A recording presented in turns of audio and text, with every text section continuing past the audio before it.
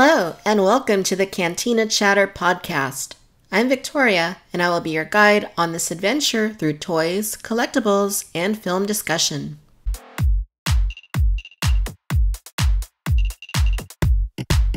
In today's episode, I am thrilled to welcome StarWars.com contributor, BBC correspondent, YouTube content producer, and among other things, hair connoisseur Jamie Stangroom onto the podcast. As a fan of his video interviews, not only with well-known Star Wars actors such as David Prowse, Billy D. Williams, and Frank Oz, but also the lesser-known supporting and background roles, including the likes of the actors behind Greedo, Stormtroopers, and Jabba the Hutt's tail, I am extremely happy to be able to talk to him about his amazing work.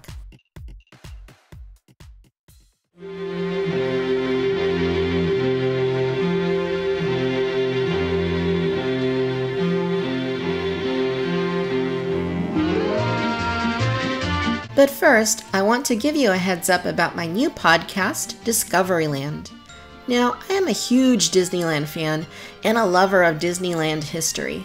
Given the nature of the Victoria's Cantina YouTube channel and even the Cantina Chatter Podcast, I don't usually get the opportunity to talk about this other passion of mine. So I felt the best thing I could do was create Discoveryland. Discoveryland is a podcast show about Disneyland's history, and each episode focuses on a different extinct attraction, show, event, restaurant, or shop. I talk about Main Street, Adventureland, Frontierland, Fantasyland, and Tomorrowland, and I touch on Walt Disney, his Imagineers, and the going-ons of the 1950s, 60s, and beyond in order to provide context about each attraction. Each episode is quite brief, anywhere from 12 to 20 minutes, but I go pretty deep into Disneyland's history in order to put the spotlight on the legendary and also the lesser-known attractions that are no longer with us. If you are a fan of Disneyland or its history, then please check it out. You can subscribe and download on Apple Podcasts, Google Play, Spotify, and Pinecast. Or, if you prefer, you can stream on YouTube through the Discoveryland YouTube channel. I hope to see you in Discoveryland.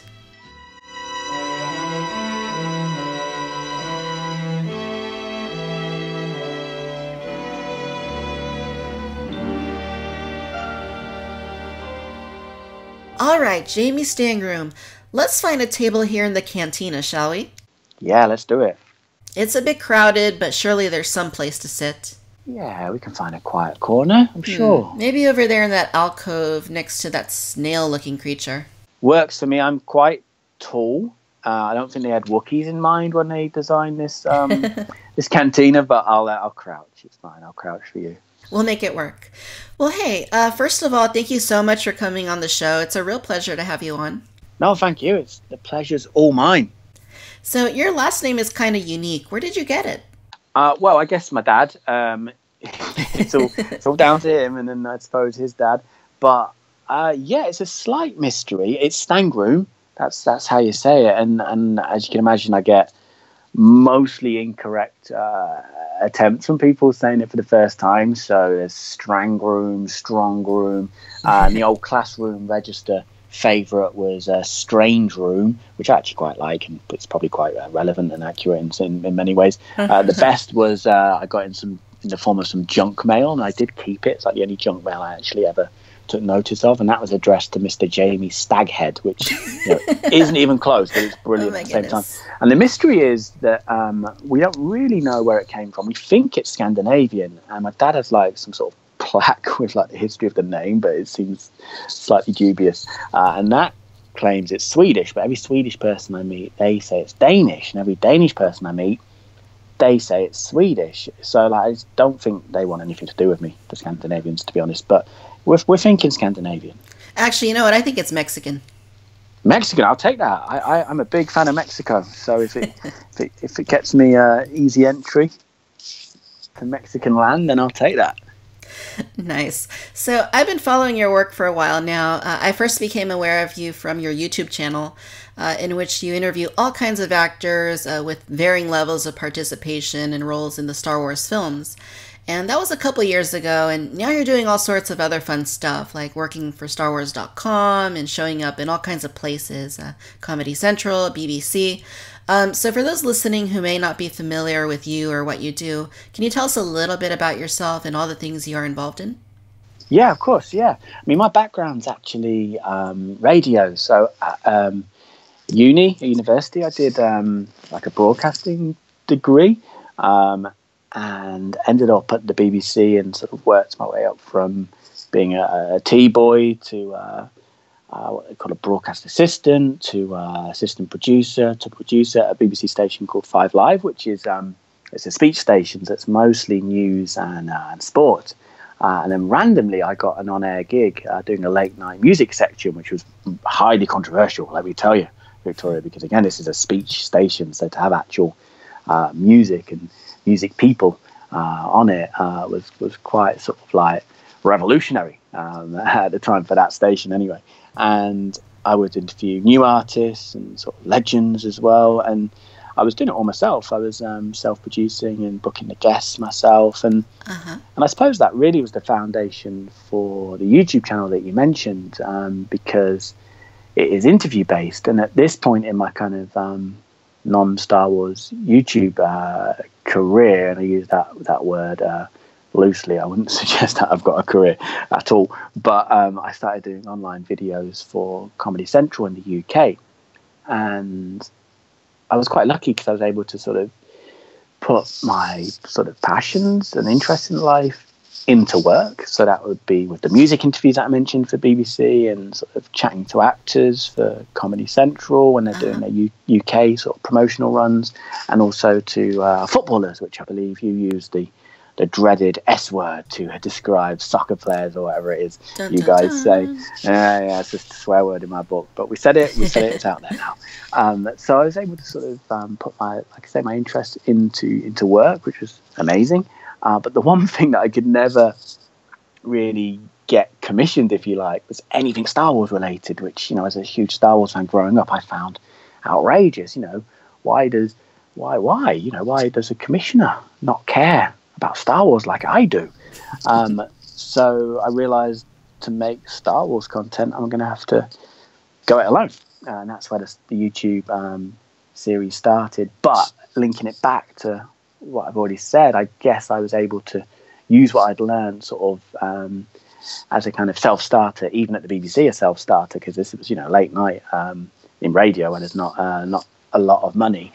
So I was booking all the guests myself, and really having to convince people, even though it's the BBC, I still had to convince people to come on my slot, my kind of mini show, if you like, because it was new, and also because the station wasn't known for music, it kind of confused the agents and the publicists and what have you. So I had to sort of convince them to come on even the BBC.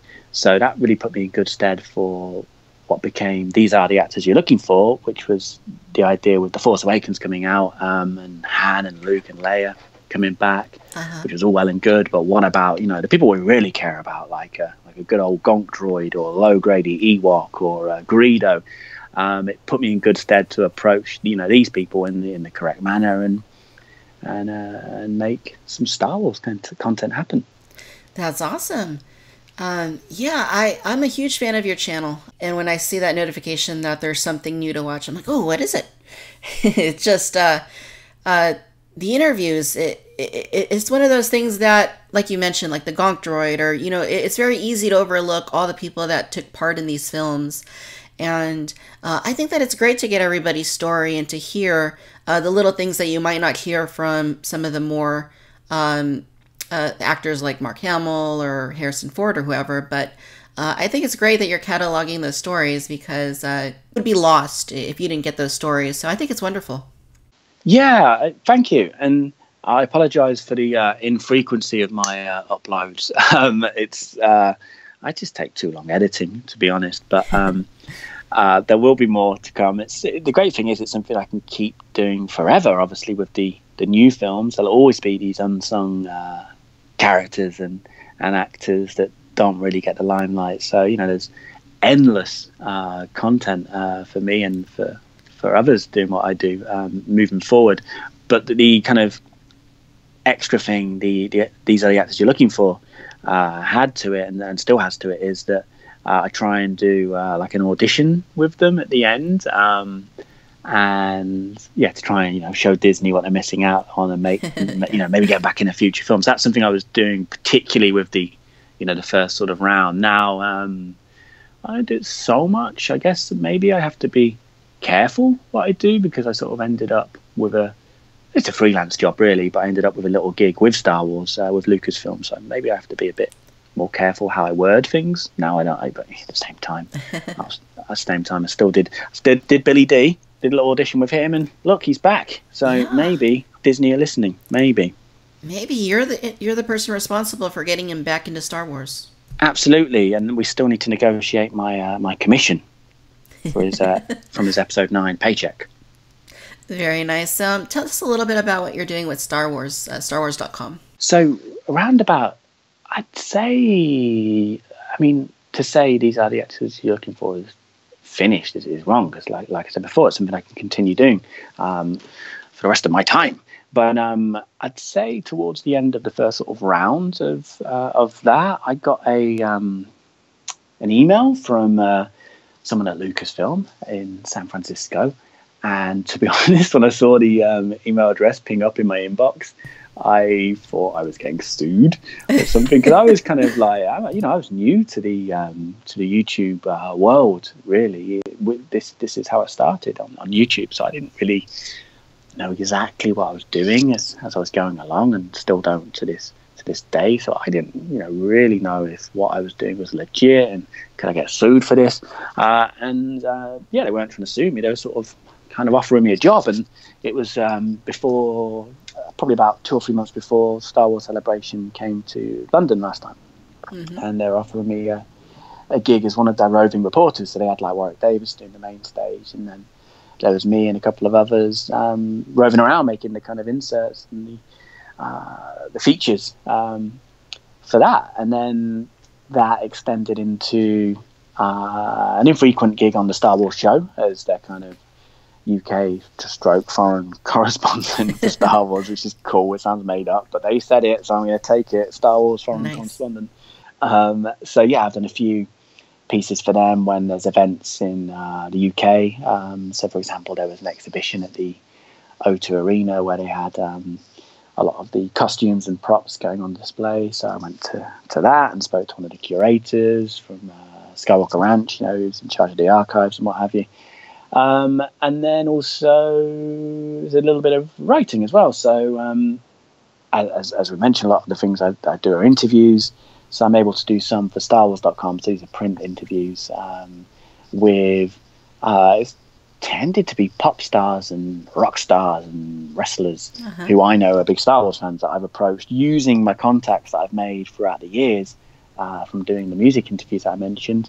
So the most recent one was Noel Gallagher from Oasis, talking about his formerly secret love of Star Wars, which I made a bit more public. And there was Fall Out Boy as well, and Chris Jericho, the wrestler from Canada. So it's kind of weird, really, to have sort of Lucasfilm on my sort of small portfolio of employers. Weird, but cool. It's one of those sort of childhood things, really, that you would never ever imagined. Yeah, totally. Would become a reality. Absolutely, you're living the dream. Yeah, sometimes. But you do keep very busy, so it's completely understandable that if you're not uploading the videos all that often, you have good reasons for it. Yeah, and also I think I make things more difficult than I should, perhaps. So one of the characters that I couldn't find on my initial kind of hit list of Star Wars characters, stroke actors who haven't been brought back was, I had low-grade Ewok, as I mentioned, and I had a Gonk droid. Although there was a Gonk droid in The Force Awakens, I think it turned out in the background. And I also got the guy who played Jabba the Hutt's tail, because there was a guy in his tail called Mike Edmonds. And who else? Greedo and Boba Fett, Jeremy Bulloch, the body of Darth Vader, Dave Prowse. But the one I couldn't find was the stormtrooper who bumped his head, cinema's most famous and concussive blooper. I couldn't find him because, you Google who played Greedo and you're going to get Paul Blake, and you're going to find that he's appearing at every Comic-Con and convention until he dies, basically. Every weekend until his death, he'll be there. And that's easy. That's simple. And with the Stormtrooper, it wasn't so simple because, as you'd imagine, there's a number of people that claim to be that Stormtrooper, and I don't think any of them are lying. I think they all bumped their head, but it's, which one actually bumped their head in that scene is a mystery. Sure. And that should have been a 5 to 6 minute video like the rest, but it's turned into a 2, maybe 3 year project that I've named The Empire Strikes Dawn. It's probably looking at being a 30 to 40 minute mini documentary.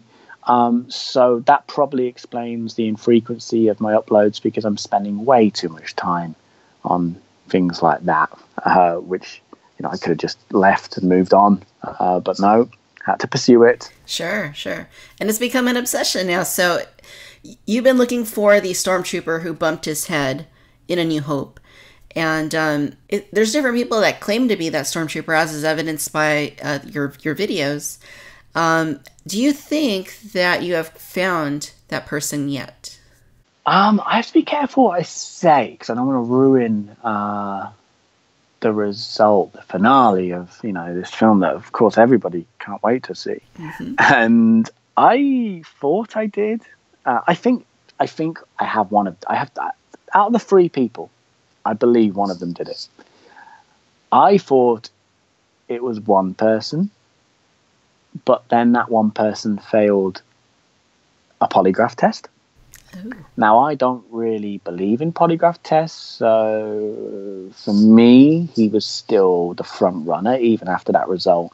However, and without name dropping here, I was with Kevin Smith the other week, and basically, so I've interviewed 2 of the 3 suspects. I couldn't interview the 3rd one because he refused to talk to me about it, which was strange, because he's there's a video of him on YouTube where he's looking right down the barrel of the camera saying, "I am the Stormtrooper who bumped his head in that scene. I am the man responsible for this famous blooper, blah blah blah."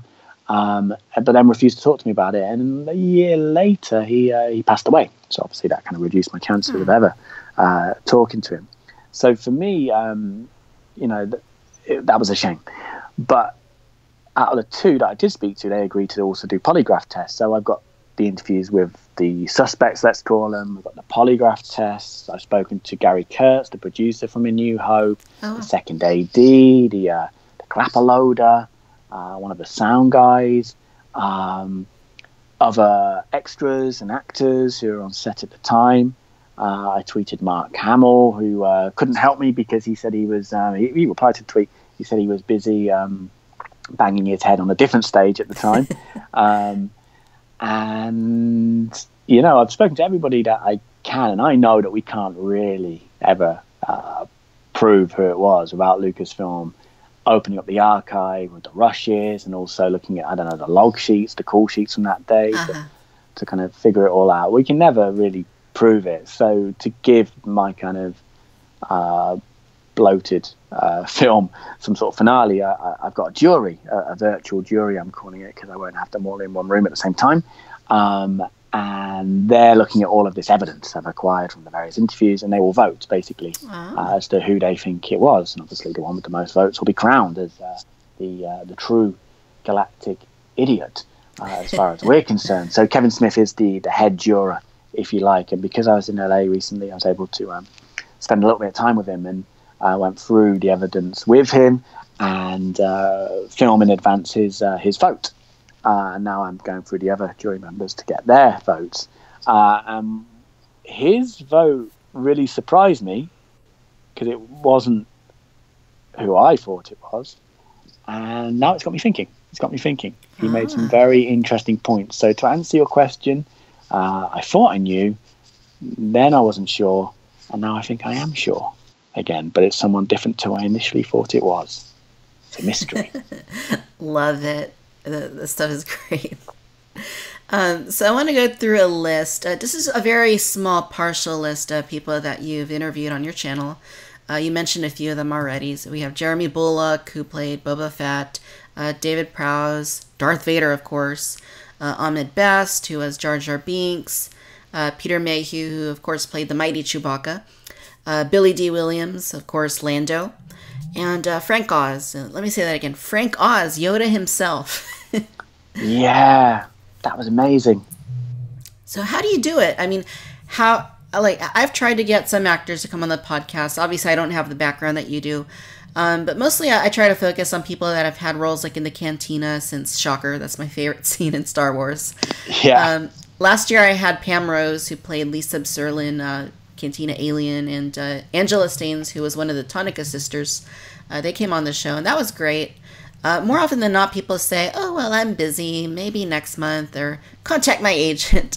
Or sometimes they ignore my request completely, which happens most of the time, perhaps. So what is your process like? How do you approach somebody that you'd like to interview and talk to?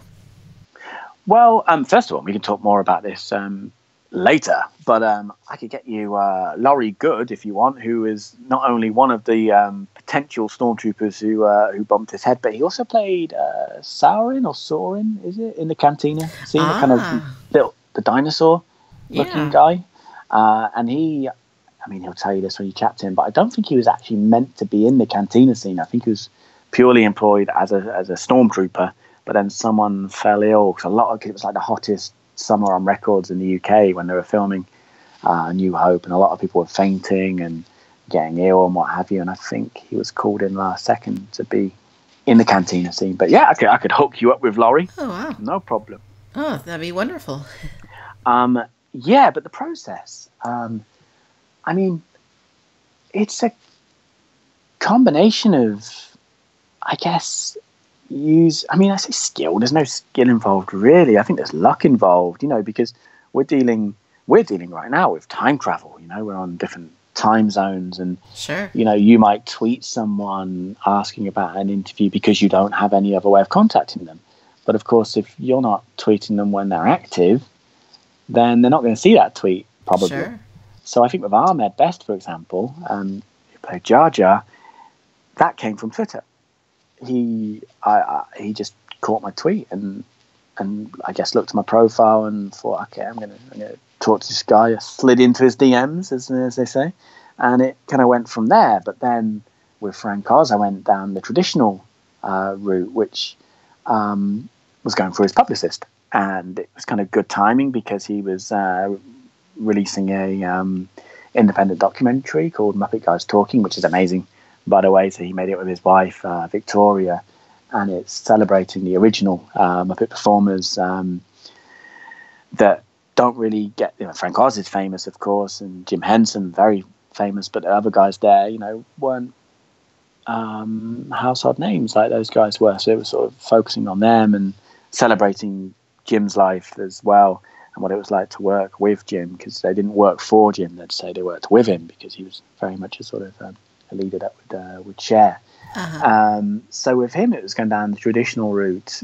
But I mean, I guess there is no set process, because there's the traditional route, there's the getting lucky on Twitter route, and then there's also just going up to someone at a convention, and saying, I'm doing this. Do you mind giving me 10 minutes? And of course, 10 minutes turns into 20 minutes, which turns into 30 minutes.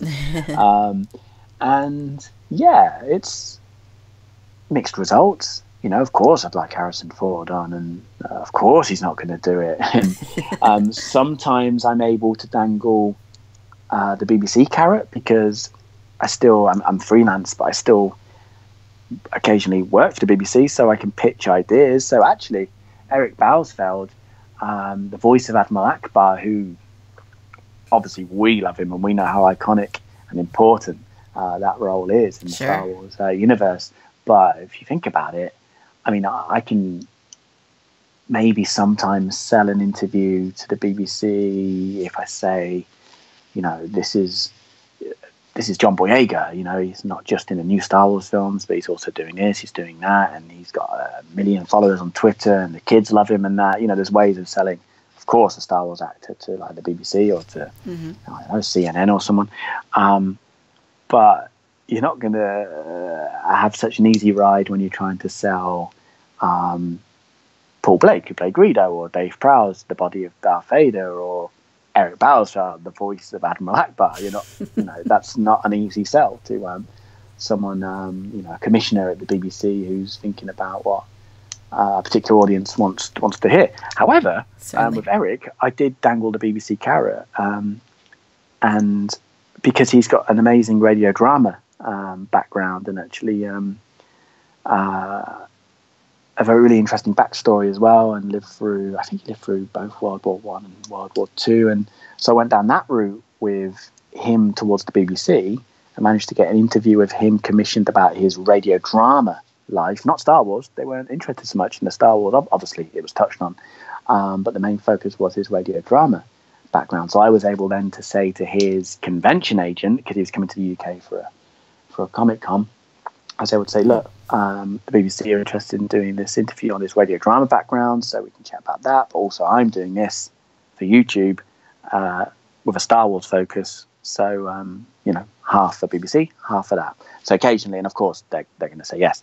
So occasionally I can dangle that carrot as well. But not always, and actually with the bigger names that I've had on the channel, like Billy D. Williams, for example, there was no BBC carrot. I just got lucky, I think. He agreed to do it. That was a great interview with Billy D.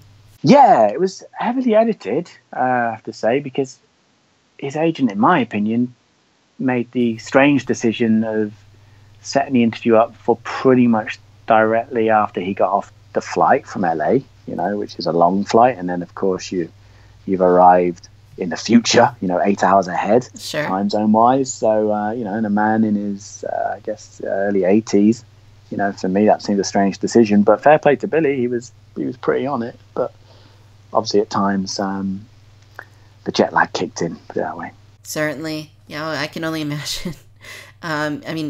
I've traveled places, and I think earlier this year I went to New Zealand, and luckily it wasn't too bad. There was actually I think it was 21 hours difference. So in effect, it's only really 3 hours difference. If that makes sense. It's kind of weird how the whole thing works, but that actually wasn't terrible. But I certainly felt it when I got back. Yeah, that's when it hits you. I think when you arrive somewhere, you're excited, you got the adrenaline gets you through it. It's when you come home, I think that's when it all hits you. Most definitely. So of all the interviews that you've done for Star Wars, what would you say has been your favorite so far? For Star Wars, I'm going to say Frank Oz. Now, I wasn't in person with him. It was an audio interview, which gave me the excuse to start a podcast in the end, which will be quite irregular, even more irregular than my video content. And yeah, I'm still going to say Frank Oz, even though it wasn't in person. He was in New York and I was in London. And it was a pleasure to set up, even though I went through a publicist, which can sometimes be painful, with some of the questions you get asked and the sort of hoops you have to jump through. But it was a pleasure. And he was just everything you want from an interviewee. He was accommodating. He, of course, wanted to talk about his project, which I was more than happy to, because I really enjoyed watching that documentary. But equally, he gets that people want to know about other stuff. People want to know about Yoda. They want to know about, how he felt with Yoda being, turned into a CGI character, essentially, after Return of the Jedi, going into the prequels. He, of course, knows people want to talk about The Last Jedi, because it was the sequel was out by then, the film was out, that he was back. And, he gave all the time in the world for that, as well as for essentially promoting his documentary. He was funny, self-deprecating. I think it's the first interview I've ever done, because I've done interviews, obviously, in different environments, live, pre-recorded, in person, over the phone.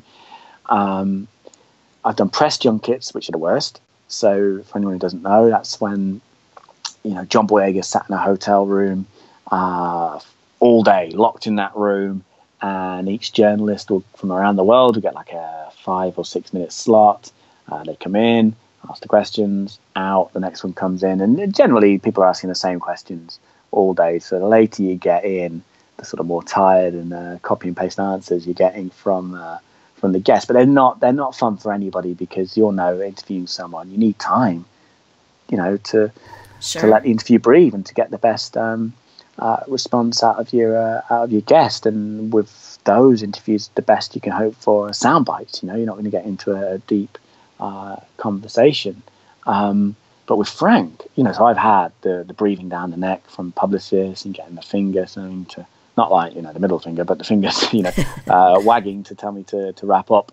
But with Frank, I think it was certainly unusual anyway. And I think probably the only time that I've ever been in a position where I've had to wrap up the interviewee. Basically nobody had to tell Frank Oz basically everything. That I'm out of time. I've got to go, Frank, because I was actually using a studio. I was lucky enough to. I'm not going to name who owns the studio, but I might have mentioned them already. But basically, I managed to book a little slot in a proper studio, so nice. I could talk to him in better quality. And my booking was coming to an end, and I had to wrap him up to finish, and which he thought really well. But yeah, everything was just perfect about the way he was. Yeah, Frank Oz. That was a long way of answering your question, but Frank Oz, amazing. Yeah, that's incredible. And again, the videos that you do, I really love your interactions with the actors because you keep it fun. And it's not, you're not just going in there and, asking, with a list of questions prepared. You actually make it enjoyable. You find different ways to kind of play around with them. And I think that's part of what makes your channel quite awesome. Yeah, I think that's important. Like I mentioned with the press junket interviews, you can't not ask them the same question as the person before, because at the end of the day, you're there working for someone who wants a particular result and a particular storyline out of that interview. So you kind of are restricted to asking any. There's no way you can ask 100% original questions to someone, especially like Frank Oz, who's been doing this for years and thousands of interviews. Mm-hmm. But one thing you can do is you're going to have to ask the obvious questions. At least 20% of your list, if you have a list, is going to be pretty standard questions. But you can reinvent those obvious questions, and like you just said, you can sort of have fun and play around with it. But essentially, within all that fluff, you're asking the same questions as everybody else. But I think they respond better. Unless it's Harrison Ford on a bad day, I think they respond better to, someone who is at least going around it a unique way, even though they're essentially asking the same thing they've been asked a million times. Sure.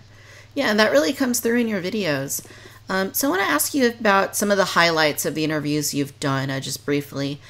Mention some of the things that have stood out to you or that you have found to be particularly memorable. With the Star Wars interviews, I think just the situations I've been put in through them, I suppose. Just these surreal environments of, for example, sitting in Dave Prowse, again, the body of Darth Vader, sitting in his garden shed, just sat in Darth Vader's garden shed, basically, chatting about stuff, mostly Star Wars stuff. I was sat in his very own Death Star, basically, that garden shed. It's just a weird scenario. And Eric Balsfeld again, the voice of Akbar. When I met him, he was maybe 92, 93, and he passed away a couple of years later. Just after. Certainly after The Force Awakens anyway, because he did voice Akbar in The Force Awakens, but unfortunately passed away before The Last Jedi, so that's not his voice in The Last Jedi, I'm pretty sure. But anyway, that iconic line, "It's a trap." I remember chatting to him on the phone before he flew over, just for like a pre-chat, and I was sort of worried that because he had this highbrow radio drama background, whether he might be a bit snobbish towards playing around with those little words, because some people are quite precious. But generally, the most beautiful thing I found from the Star Wars interviews are that people get it. Paul Blake, who is Greedo, Jeremy Bulloch, Boba Fett, they've got like proper acting chops. They've got like Shakespeare backgrounds, theatre backgrounds. But they'll be remembered for Greedo, they'll be remembered for Boba Fett. That's what they'll be remembered for, and they don't mind. they see the good in it, and they're very sort of I don't know, they enjoy it basically. And Eric was, even before I asked him, he was just blurting out "it's a trap" down the phone to me. And then when we met in person, we were sat in this hotel meeting room or something, and I asked him to do it in various styles. Yes, that was wonderful. So it was like a sexy "it's a trap" and an English gentleman "it's a trap," which was an elaborate ruse. And he was just so much fun, and he still had it vocally, and it was just those surreal moments, hearing that voice being said in front of you, and you sort of think back to being a kid and watching Star Wars over and over again, and then fast forward a few too many years for my liking, and you're sat with the people that brought these characters that you love to life. I think that's the kind of absolutely the overall standout moment from all the interviews, really. And also the passion. Like I said, they all, the ones I've spoken to anyway, genuinely loved being a part of it. And Brian Blessed, who I know isn't such a big name in the States, but in the UK he's really well known. He was in Flash Gordon, and he was in one of the Rowan Atkinson comedies. Who's most known for Mr. Bean, but he did a great comedy called Blackadder, and Brian Blessed was a very Brian Blessed, i.e. OTT character in that, and he's done Hamlet and all the Shakespeare's and what have you. So he's a larger than life character. And he was Boss Nass in the Phantom Menace anyway. And I interviewed him, and again, he's done all these things in his career, and actually his Star Wars role is little known. People in the UK didn't even realise that Boss Nass was Brian Blessed. And sitting down chatting with him, and he was just so happy to talk about Star Wars. So happy, and his knowledge was incredible, and he had all these stories of going to like drama school with Alec Guinness and Sebastian Shaw, and he's a real sci-fi obsessive, and that's just nice because I love Harrison Ford, but you're not going to get that from him, Yeah, and I think that's what goes back to what I said earlier. I think one of the great things about talking to all these people is just getting their story, because when you read about Star Wars online, or you look up interviews, that's not the first thing you're going to see. You're not going to see something about a conversation with Admiral Akbar, or something about a conversation with someone who was inside a Gonk droid or Jabba's tail.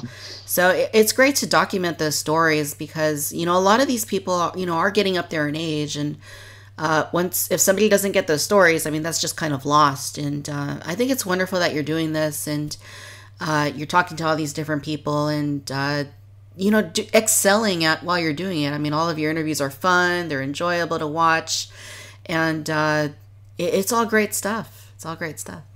Thank you very much. The one that I really enjoyed, I think, was the one that you did also with Femi Taylor, who was Ula from Jabba's Palace. Yeah, Femi, who's probably one of the youngest I've had on the series, actually, on the channel. And because, like you said, a lot of them are getting to that age. I mean, Dave Prowse has had to retire from conventions, I think, even in the UK, because his health. And Eric Balsfeld, I think he'd only done one interview before mine about Star Wars. So, it is, like you said, a nice chance to get their story out there before it's too late. But Femi, Femi was brilliant. And she talks about this in the interview, she was Ula twice in the same scene, weirdly, because she was Ula obviously when they originally shot Return of the Jedi, but also they did additional shots for the special edition version of Return of the Jedi, and she was brought back, and nobody can tell the difference, really, even though that was how many years between the original Return of the Jedi and the special edition. Yeah, she looked exactly the same. Yeah, and most of the comments on that video on YouTube now, even now, talking about her now, saying she still looks the same. She does. It's incredible. Yeah.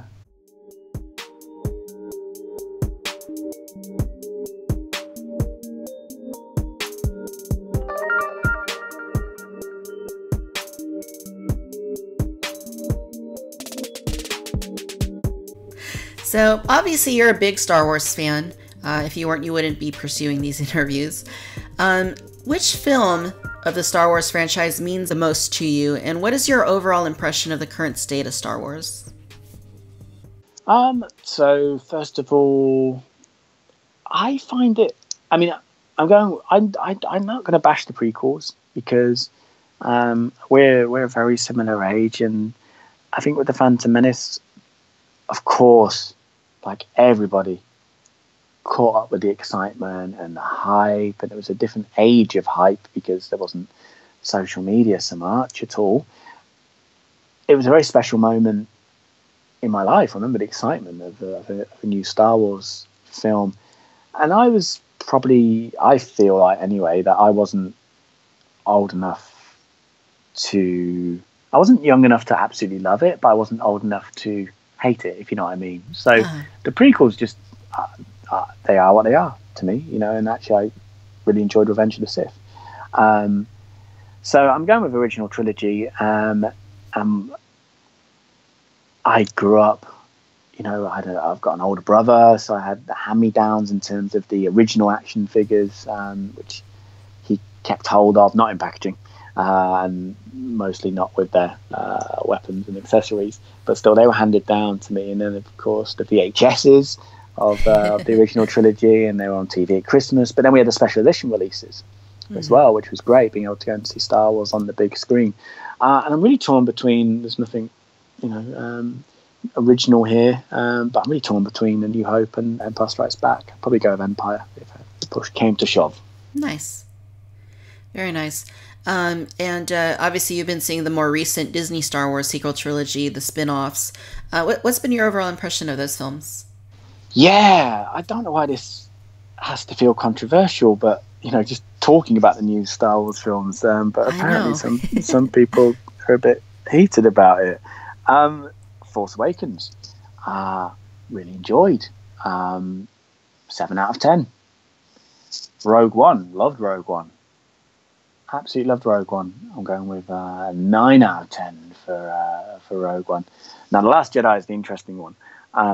I was doing some of those dreaded press junket interviews, so I try not to do the press junkets too often, but when it's a Star Wars one, it's hard to say no. And an online magazine in the UK asked me to do junket interviews on their behalf. And I was able to obviously sneak in a few questions for the channel as well. So that's why you'll see a little bit with John Boyega on the channel and Ryan Johnson. So I generally, before a junket press day, you do have to go and see the film. So they organise various press screenings. But when it's a Star Wars film, there's generally only one screening. If it's another film, there'll be 5 or 6 for you to choose from in this, in the space of 3 days before the interviews. But with Star Wars, was like you have to come to this one, and it's only this one. And it was in one of the big cinemas in Leicester Square, and it was amazing. Ryan Johnson came out with BB-8 and did a speech, and the film started. And when you go to these press screenings, there's an air of business about them because most people are there because it's their job. Of course, they are film fans, but they're ticking a box because they have to be there for the interviews and or to write their reviews. And, the film starts, the film ends, people get up and leave. But with this one, people were whooping, and there's like a standing ovation at the end. And I said it was a standing ovation, but it was a slightly confused standing ovation, I think, at the end of The Last Jedi. And I left confused, like a lot of people. And I thought I liked it a lot and wasn't quite sure at the same time what I'd just seen, and felt like I've got to give this some time to digest. And like, did I really like it, or was I caught up in the moment because the director was there introducing the film and there was an amazing atmosphere? And I had to see it the second time, and to be honest, that confirmed that I did really like it. The second viewing, I loved the Last Jedi. And I know I'm not saying anything original here, but with The Force Awakens, the reason why it's only a 7 out of 10 was because it was a bit too familiar. Second time round, it's like, okay, now I'm seeing, these familiar beats from A New Hope, etc. But Last Jedi was just not what I expected, and I'm not just giving Ryan Johnson brownie points to being brave. I like the way he executed the decisions that he made. No problem with Luke, the way they dealt with Luke. I get why some people, might not have liked that direction. And then Solo, I was away. I was in Germany when it came out, and I didn't fancy watching it in German, so I actually didn't see it for about 3 weeks until after release, which is a long time for me. And I enjoyed it. I went in with no expectations whatsoever, and just enjoyed it. It was just a fun film, and very cool. I'm actually looking forward to seeing it again at some point when it comes out. Very nice. And I'm pretty similar to what you've been saying. I mean, like you said, we're similar age. We weren't around when the original films were released to theater, but we grew up in a time when Star Wars still was, the original trilogy. It was A New Hope, Empire, Jedi. It took a little bit before the prequels came out. I was a bit older when those came out. And even to this day, I mean, I enjoy Star Wars, period. Like anything that's Star Wars, I mean, I enjoy it by default. But I still feel like the original trilogy for me personally is where my, most of my passion is invested, even though I love all of it. I love the sequel trilogy. I love the prequel trilogy in their own way. But I feel like the original trilogy still is what I hold dearest, I suppose. And maybe it is because that's what Star Wars was when I was a kid. Like, I mean, we didn't have all these other things, the Clone Wars, Rebels. None of that was even a thought at the time. Yeah, and I think, people are always going to compare any new Star Wars film to the originals, and nothing can compare to the originals because when you saw them, you were in a different time in your life, especially if you were, I mean, if they're the first films that you've seen, you're never going to replace that feeling, of seeing, ships that size and space and all these amazing aliens in the cantina. You're never going to replace that again. Sure. So it's only natural to compare any, Star Wars release to the originals, Absolutely. To the Holy Grail, but nothing ever will compare, in my opinion, anything. Anyway, but I mean, so you got to sort of bear that in mind, I think. And I did a review. I don't do review videos really on the channel, but I did one for The Last Jedi. I'm not sure what I did, but I did. And I got so many comments saying, "Oh, you must be getting paid by Disney because there's no way you could have liked this film." And it's like, well, I know I'm not the only one who's been getting these comments as well. Like, sure. Just because we're doing Star Wars content on YouTube, like yourself as well, it doesn't mean we're being paid by Disney. And I have to admit, because technically I am being occasionally paid by Disney or Lucasfilm at least, I have to admit that if I didn't like The Last Jedi, I just wouldn't have done a review on it. Gotcha. Yeah, I mean, I feel similarly. The first time I saw it, I wasn't really sure. I thought it was very intriguing. I thought that there were some aspects of it that were definitely fresh territory, but on subsequent viewings, I felt like I understood it a lot better. I was able to appreciate it a lot better. Obviously, when you're watching something you've already seen, you know what's going to happen, and you can pick up on the more fine details in there. And yeah, with subsequent viewings, I've definitely appreciated it a lot more, and I certainly enjoy it too. Yeah, I watched it on a plane recently and actually fell asleep just before the casino planet scene began, and woke up just after it finished. And it was like the best film I'd ever seen. That was the best version anyway of The Last Jedi. Because for me, and I think for many people, that was a weaker moment. Certainly.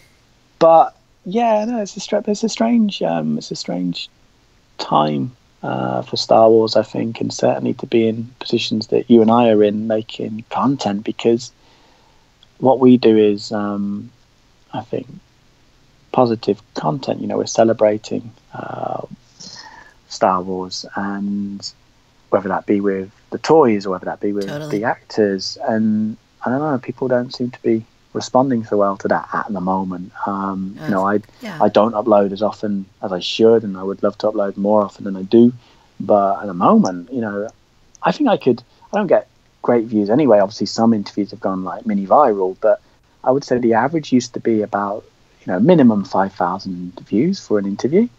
Now I'm lucky to get up to 1,000, and I don't know if that's a YouTube algorithm thing, or if that's a kind of, we only want to watch Star Wars videos if that video is saying that Kathleen Kennedy must be fired, and Right. Yeah, you know what? I've experienced the exact same thing. Obviously, I'm doing the toys, but I've been doing a lot of the Mattel Jurassic World toy reviews, and those are doing very well. Some of them, go 250,000 views, beyond. But lately, when I review a Star Wars toy, oftentimes it won't even exceed like 500 views. It's strange, isn't it? It's very odd. And like you're saying, I don't know if it's something that YouTube has going on with their algorithms in place, or if it's just, maybe people aren't really all that invested in Star Wars at the moment, or I don't know. I don't know. But it is interesting that you mentioned that, because it is completely something that I've noticed as well. Yeah, and it might not be, like you said, maybe people aren't too invested at the moment, and it might not be coming from a bad place, because they don't like the direction the film's been going in. It might just be purely overkill at the moment, because I think we'll all agree, whatever you thought of Solo, we'll all agree it probably came out, or definitely came out too soon, after The Last Jedi. So maybe it is just overkill at the moment. Right. So Jamie, real quick, I want to ask you, do you collect any Star Wars toys or memorabilia? Not anymore, but I'm a hoarder, and I have held on to a lot of Star Wars memorabilia. So I'm currently looking at my Chewbacca Wookiee cookie jar, and got a lot of Chewbacca stuff, because anyone who's seen what I look like on the videos, you'll know that I do model my appearance on a Wookiee. So that is, no, to say I actively collect, no. Right on. Speaking of your hair, no interview would be complete without me mentioning it. So you have the most wicked hair. Oh, thank you. Well, yeah, not everyone agrees with that, but thank you very much. It's the straight out of bed look that takes an hour to achieve. That's why I say. Love it. All right, so Jamie, I prepared a few random questions for you, and I call this segment 10 questions too many. Well, I guess that's what I'm calling it, because this is the first time I've actually done it. Oh, wow, I'm the guinea pig. You're the guinea pig, so or you're the Ugnaught or the Gamorrean guard, because those are kind of like pigs too. Yeah. All right, so number 1, favorite Star Wars character. Chewbacca. Number 2, favorite Cantina alien. I'm going with, is it Dr. Ezra? Dr. Evazan? Evazan, sorry, Ezra, different character. And because the actor, you know what, he's one of the ones that got away, because the actor passed away, I think, last year. And I was trying to get contact details for him and just couldn't find it anywhere. And there is not a single interview with him out there. Yeah, it's such a shame. Completely a shame. Would you rather lick Jabba's belly or make out with an Ewok? I've got sensitive skin, so that fur could reap havoc. Therefore, I'm going to have a good old lick on Jabba's belly. Nice. Number 4, Padme or Rey? Ooh. I'm going with Padme. Cool. Number 5, pick a planet to retire on. Coruscant, Naboo, Jakku, or Endor? I'm a city guy. I live in London. I'm a city guy, so I'm going to have to go Coruscant. Number 6, would you rather burn to a crisp on Mustafar on a lava bank, or be consumed alive by a Rancor? Ooh. What would be the quickest death? And I guess I'd have a chance against a Rancor survival, wouldn't I? Or I don't know. I'm going with the Rancor, because I feel like I might die quicker. Yeah, I think being burned to a crisp would probably be a little painful. Yeah, and Anakin didn't seem to be enjoying it. So not really. No, I'm going to go with the Rancor. Pick a lightsaber color. Oh, that's a good one. I'm not going to go with.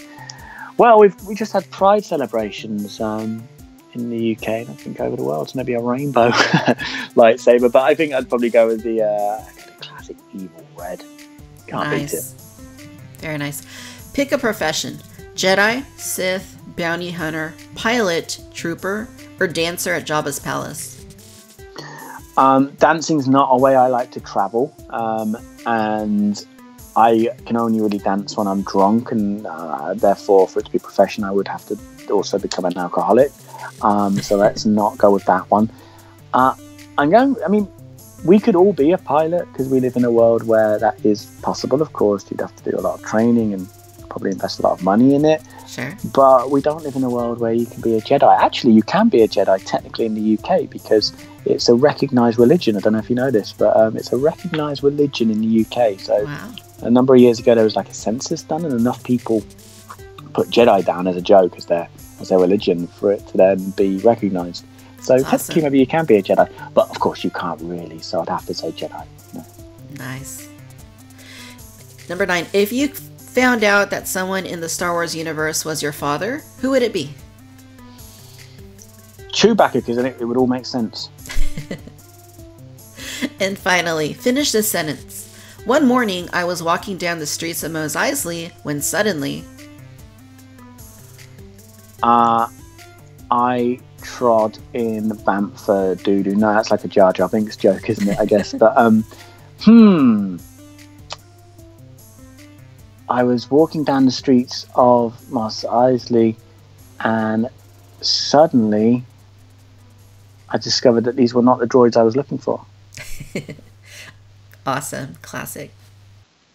Well, Jamie, it has been a pleasure having you on the show. Is there anything additional you would like to share with our listeners?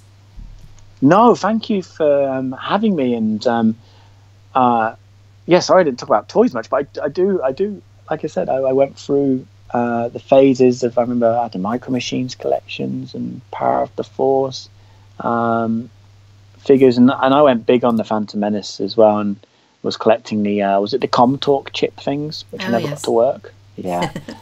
So no, I just want to add that I do like Star Wars toys. That's all I want to add. I love Star Wars toys too. I don't think that's a secret to anybody, but sure. So again, you do fantastic work in everything that you do. I'm a huge fan. If our listeners would like to learn more about you, where should they go online? It's Jamie Stangroom, STANGROOM for mother. Could be Swedish, could be Danish. Nobody really knows. And it's that on Twitter, on Instagram, and also the YouTube channel as well. Fantastic. Well, again, hey, thank you for being with me here in the Cantina today. It's been a blast. Thank you, Victoria.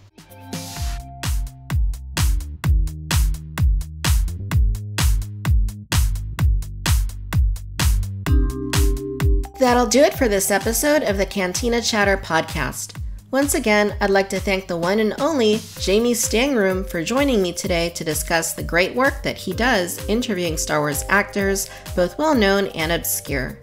I encourage you to check out what Jamie does on YouTube and follow him on social media. I will include links in the show notes. No matter where you are listening to this show, please be sure to rate and leave feedback. If you are listening on Apple Podcasts, we greatly appreciate those 5-star reviews. They help to increase the visibility of the show so that more people can find out about it.